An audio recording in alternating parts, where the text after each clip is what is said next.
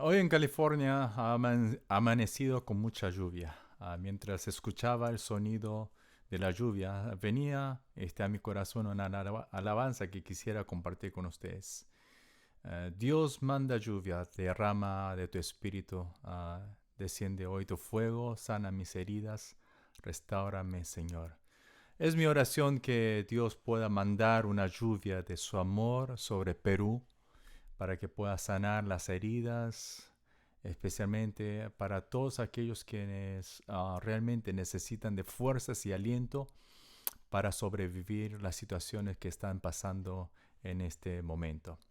Con este corazón de petición les doy las bienvenidas a nuestro programa Tiempo Reformado, donde es nuestro deseo y oración de que juntos podamos ir conociendo más a nuestro querido Señor Jesucristo.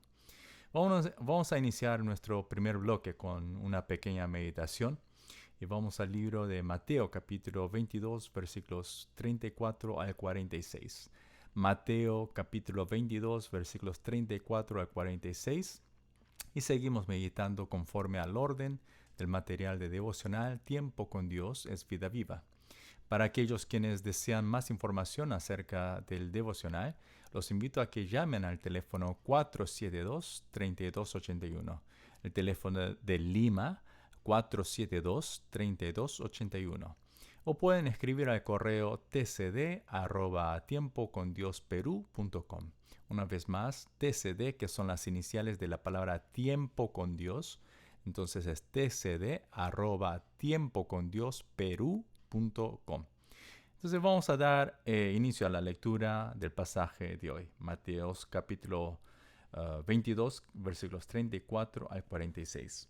Y así dice la palabra del Señor. Entonces los fariseos, cuando oyeron que había hecho callar a los saduceos, se reunieron. Y uno de ellos, intérprete de la ley, preguntó para tentarlo, diciendo: Maestro, ¿cuál es el gran mandamiento en la ley? Jesús le dijo: amarás al Señor tu Dios con todo tu corazón, con toda tu alma y con toda tu mente. Este es el primero y grande mandamiento, y el segundo es semejante: amarás a tu prójimo como a ti mismo. De estos dos mandamientos dependen toda la ley y los profetas. Estando reunidos los fariseos, Jesús les preguntó, diciendo: ¿qué pensáis de Cristo? ¿De quién es el hijo? Le dijeron: de David. Él les dijo: ¿cómo pues David en el Espíritu lo llama Señor, diciendo: dijo el Señor a mi Señor, siéntate a mi derecha, hasta que ponga a tus enemigos por estrado de tus pies? Pues si David lo llama Señor, ¿cómo es su hijo? Y nadie le podía responder palabra, ni se atrevió ninguno a preguntarle más desde aquel día. Palabra del Señor. Amén. Mientras leía estos versículos me llamó la atención el versículo 40, donde dice: de estos dos mandamientos dependen toda la ley y los profetas. Amar a Dios de todo corazón y amar al prójimo como a sí mismo es la condición más apremiante para cumplir con la ley. No hay otra ley que lo pase. De esto seguramente todos lo hemos escuchado alguna vez en alguna prédica de algún pastor.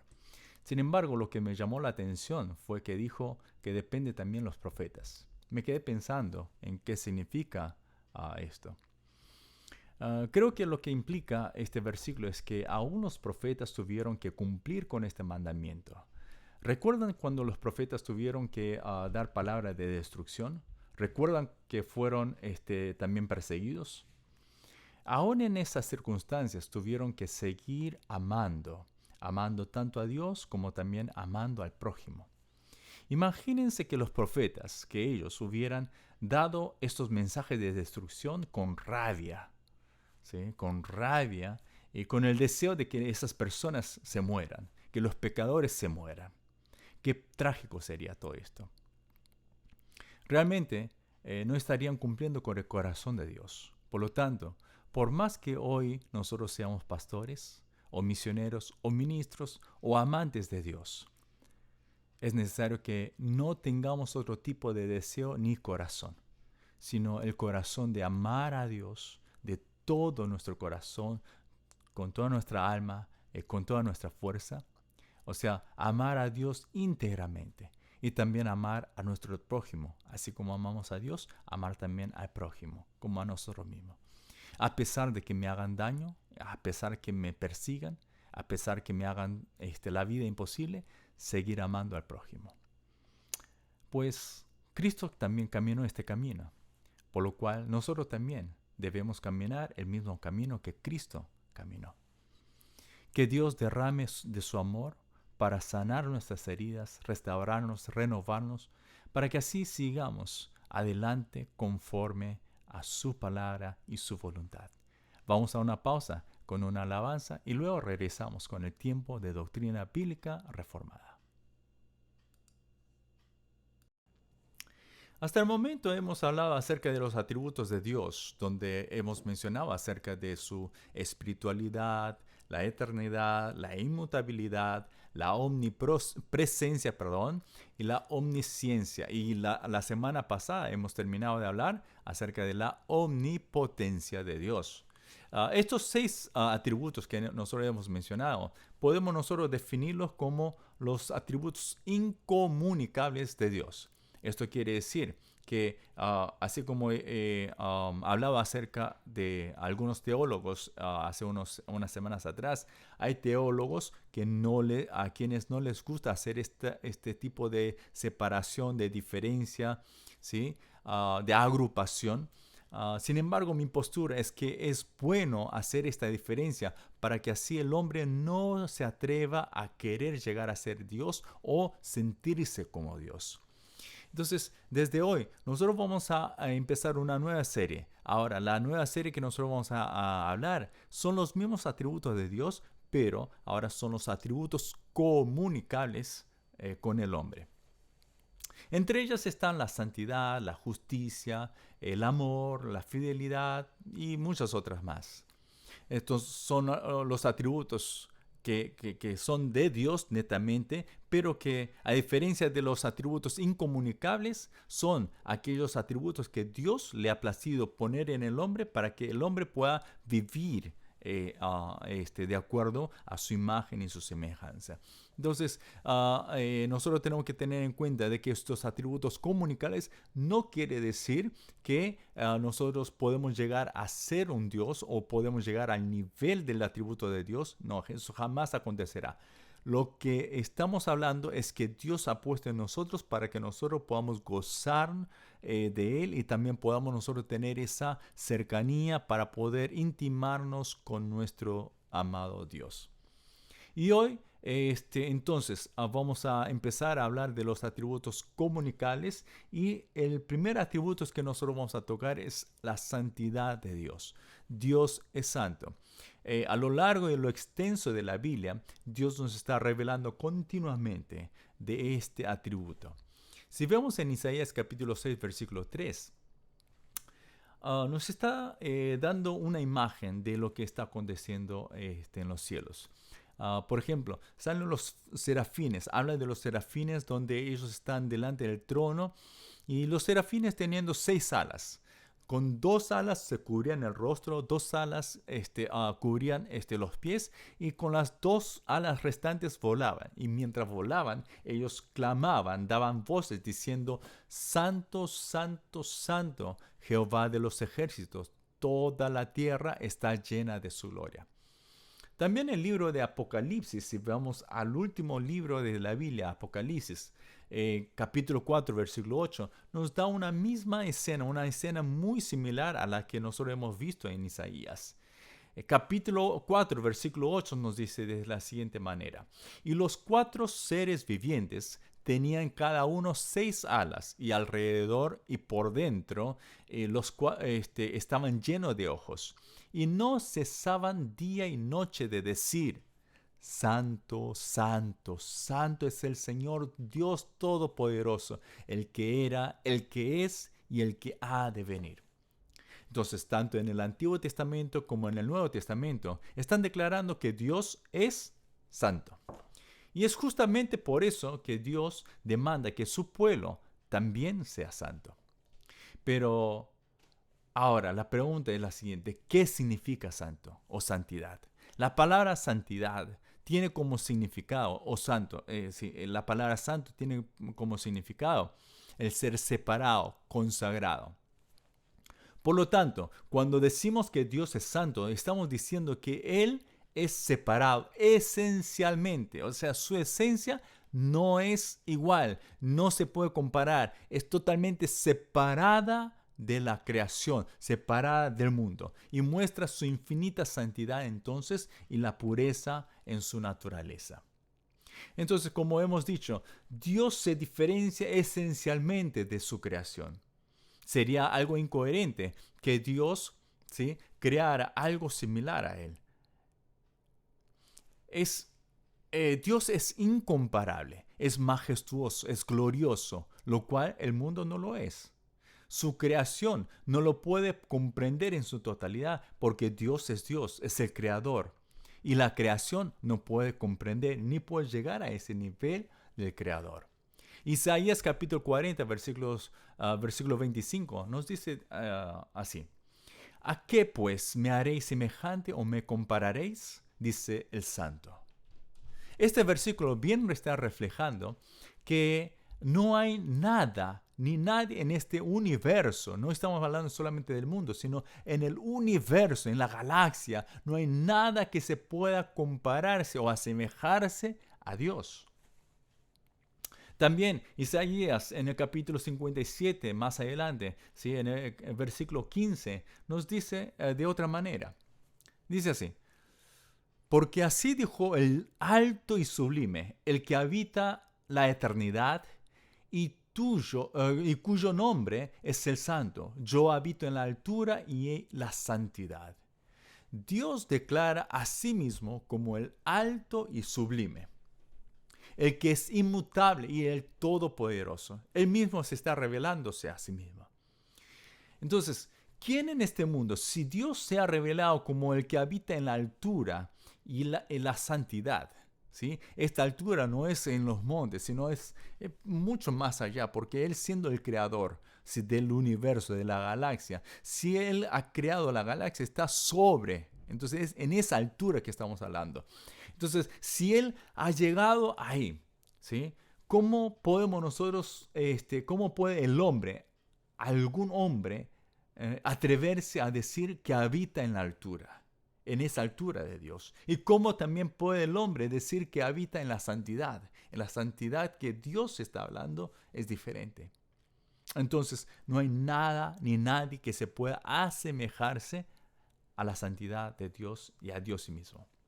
Además, Dios no puede ser comparado solamente con su creación, sino también con los dioses creados por el hombre. Éxodo capítulo 15, versículo 11 nos está diciendo, ¿quién como tú, oh Jehová, entre los dioses? ¿Quién como tú, magnífico en santidad, terrible en maravillosas hazañas, hacedor de prodigios? Dios claramente hace diferencia de sí mismo con los dioses que los hombres sirven. En el Nuevo Testamento nosotros vemos que hay muchos relatos, varios relatos donde Jesús sana enfermos, echa fuera demonios. Entonces ahí nosotros vemos que el señorío de Jesús, aún estando en la tierra, el señorío de Jesús es sobre también los demonios. Por eso podemos nosotros llegar a la conclusión que Dios es inigualable. No creo que haya alguna persona quien dude de la pureza de Dios. Dios es tan puro que no hay maldad ni sombra de pecado en él. En Juan capítulo 1, versículo 5 dice que Dios es luz y que no hay ninguna tiniebla en él. Esto quiere decir que no hay ningún pecado en él, ni sombra de pecado. Habacuc capítulo 1, versículo 13 también nos habla de la misma cosa, pero de diferentes maneras. Dice así, muy limpio eres de ojos y para ver el mal, ni puedes ver el agravio. Si Dios es así de puro que le dificulta ver el mal con sus ojos, si Dios es tan puro que no puede ver el agravio, Su pureza lo lleva a esa santidad. Es tan puro que su santidad, ¿sí?, se revela de esa manera. Para guardar esa santidad, nosotros tenemos que entender que es necesario que Él emplee su justicia frente al pecado. ¿Por qué tiene que cumplir la justicia? ¿Por qué tiene que Él juzgar para guardar su santidad? La santidad de Dios se revela bien claramente, ¿sí? Contundentemente, se revela ¿en dónde? En la cruz de Cristo Jesús. Muchas personas pueden cuestionarse de la siguiente manera. Si Dios es Dios, si es un Dios santo, si es un Dios de misericordia, ¿no podría Él simplemente perdonar a los pecadores y punto final? ¿Se arregla todo el tema de pecado? Recordemos de que Dios es santo, pero ese mismo Dios santo también es un Dios de justicia. Por lo tanto, no podemos nosotros desear que Dios rompa uno de sus atributos para cumplir con el otro. Eso jamás puede acontecer. Todos los atributos de Dios son independientes, pero conjuntos. O sea, nosotros podemos hablar de cada atributo, pero no es ese atributo solo que nosotros podemos ver, sino tenemos que ver en relación con otros atributos. O sea, porque ese es Dios. Dios es íntegro y esos atributos también son parte de esa integridad. Por lo tanto, es necesario que Dios cumpla con su justicia para guardar su santidad. Entonces, fue necesario que alguien pagara el precio del pecado. Si no es por el derramamiento de sangre, porque Romanos nos está diciendo que la paga del pecado es muerte, entonces si no hay un derramamiento de sangre, es imposible que se pague el precio del pecado. Entonces, solamente a través de la redención de Cristo que nosotros podemos ser libres del pecado. Porque no podría ser la sangre de un hombre derramada, porque el hombre simplemente es pecador y cada hombre tiene que pagar por su propio pecado. Entonces, por la sangre de Cristo Jesús, por esa redención en Cristo, es que nosotros tenemos así el acceso directo a Dios. Entonces, este hecho de la cruz muestra contundentemente cuán santo y justo es nuestro Dios. Si vemos en la Biblia, especialmente en el Antiguo Testamento, nosotros vemos que tantas maneras que Dios ha castigado al hombre de tantas maneras, pero recordemos de que Dios no está castigando al hombre simplemente por querer castigar, ¿sí? Muchos pueden decir que Dios es muy malo, es estricto con el hombre. Sin embargo, nosotros tenemos que recordar de que Dios está tratando el pecado, ¿sí? Si más que mostrar la maldad y cuán estricto es Dios, está mostrando más bien cuán puro y santo es Dios. Porque que Él reaccione de esa manera tan estricta contra el pecado es para poder guardar así su santidad, como también poder salvar al hombre, dar un camino de salvación para el hombre. Entonces, algo importante que nosotros tenemos que recordar es que Dios no solamente está mostrando esa reacción frente al pecado de los malvados, sino también está hablando de de las personas buenas, que nosotros entre comillas le llamamos buenas, porque en sí su naturaleza de cada hombre es pecaminosa. Si vemos en toda la Biblia no denomina solamente a los malvados, a los inmundos como pecadores, sino está describiendo a todas las personas, así como los grandes personajes que nosotros conocemos, como David, Moisés, Job, Isaías, Ezequiel, entre muchos otros.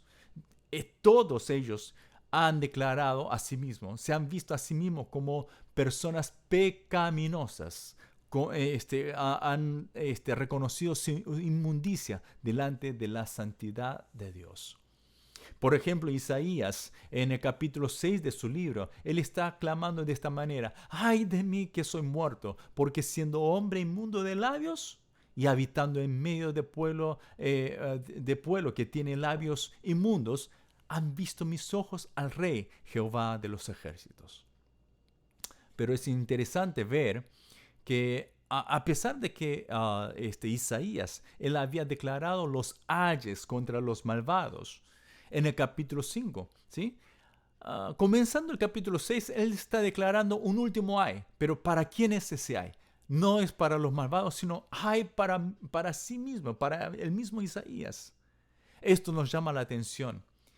Esto quiere decir que por más que nosotros pensemos que estamos firmes en la fe, por más que nosotros estemos sirviendo al Señor, por más que nosotros nos sintamos mejores que cualquier otra persona, porque estamos en la gracia, porque nosotros estamos en la palabra, porque estamos sirviendo al Señor, de todas maneras, tenemos que reconocer en todo momento, en todo tiempo, que nosotros somos inmundos delante de la santidad de Dios. Y es por eso que nosotros necesitamos todos los días y todo momento, ¿sí?, recordar que nosotros estamos muertos con Cristo y ya no vivimos nosotros, sino es Cristo quien vive en nosotros.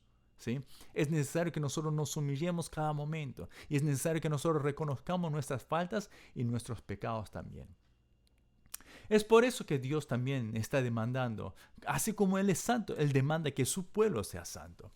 Si vemos en 1 de Pedro capítulo 1, versículo 15 y 16, nos dice así: sino como aquel que os llamó es santo, sed también vosotros santos en toda vuestra manera de vivir, porque escrito está: sed santos porque yo soy santo. Esta expresión aparece varias veces en la Biblia. No es algo casual, porque desde un principio, Dios deseó llamar a su pueblo como una nación santa. Si vemos en 1 de Pedro capítulo 2, versículo 9, nos está declarando de la siguiente manera: mas vosotros sois linaje escogido, real sacerdocio, nación santa, pueblo adquirido por Dios para que anunciéis las virtudes de aquel que os llamó de las tinieblas a su luz admirable. Ahora la pregunta es, si Dios Dios es santo y nos ha demandado que nosotros como su pueblo y sus hijos seamos nosotros también santos. Ahora la pregunta que hacemos es, ¿cómo podemos vivir una vida en santidad? ¿Cómo podemos ser santos? Podríamos nosotros pasar la noche citando varios versículos de la Biblia, pero vamos a enfocarnos en dos versículos claves. El primer versículo se encuentra en el libro de 1 Corintios capítulo 6, versículo 19 al 20. Y dice así: ¿o ignoráis que vuestro cuerpo es templo del Espíritu Santo, el cual está en vosotros, el cual tenéis de Dios, y que no sois vuestros, porque habéis sido comprados por precio? Glorificad pues a Dios en vuestro cuerpo y en vuestro espíritu, los cuales son de Dios. De la misma forma que declara estos versículos, hemos sido comprados por Dios. Por lo tanto, ya no podemos hacer lo que nosotros queremos, porque no dependemos ni pertenecemos a nosotros mismos, sino nosotros pertenecemos a Dios. Esto implica que lo que nosotros queremos hacer ya no lo podemos hacer. Si es que realmente nosotros tenemos a Jesús como nuestro Señor y Salvador, no podríamos vivir de la manera que a nosotros se nos place. Ahora, el tema no es solamente que nosotros tenemos que entregar nuestro cuerpo a Dios, sino también nuestro corazón y espíritu. En el versículo que hemos leído, dice que nosotros somos el templo del Espíritu Santo, en lo cual nosotros no podemos seguir el rumbo de nuestra carne. En otras palabras, ya no hay duda que no podemos hacer lo que nuestra carne nos pide.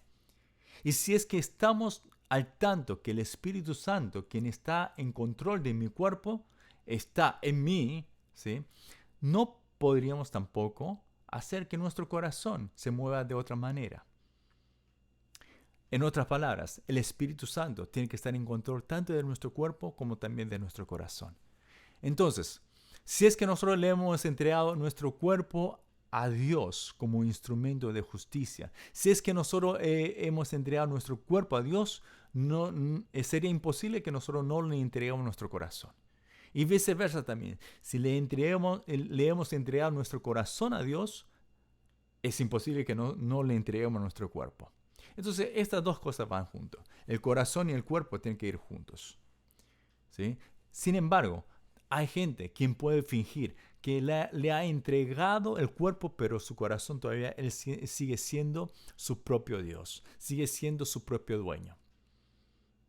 No le deja ese trono a Dios, sino solamente el cuerpo. En otras palabras, está fingiendo hacer algo, fingiendo hacer santo. Pero así como la Biblia nos está declarando que nosotros quizás tenemos esa imagen de piedad, de santidad, pero no lo tenemos. Entonces es necesario que nosotros le entregamos tanto nuestro cuerpo como nuestro corazón. Ahora, el segundo versículo que nosotros vamos a tocar, el cual nos ayuda a aprender a vivir una vida en santidad, se encuentra en Romanos capítulo 12, versículos 1 y 2. Es un versículo tan famoso que todos nosotros, quizás los oyentes, todos nosotros hemos escuchado o quizás memorizado. Y vamos entonces a ver el versículo. Dice así: así que, hermanos, os ruego por las misericordias de Dios que presentéis vuestros cuerpos en sacrificio vivo, santo, agradable a Dios, que es vuestro culto racional. No os conforméis a este siglo, sino transformaos por medio de la renovación de vuestro entendimiento, para que comprobéis cuál sea la buena voluntad de Dios, agradable y perfecta. En resumidas palabras, está aclarando que para nosotros los creyentes se nos demanda una vida donde podamos entregar nuestro cuerpo a Dios como instrumento de justicia, como lo he dicho anteriormente. Y en segundo lugar, que no vivamos nosotros agradando a este mundo, sino marcar una diferencia, ¿sí? Y ser separados del mundo. En otras palabras,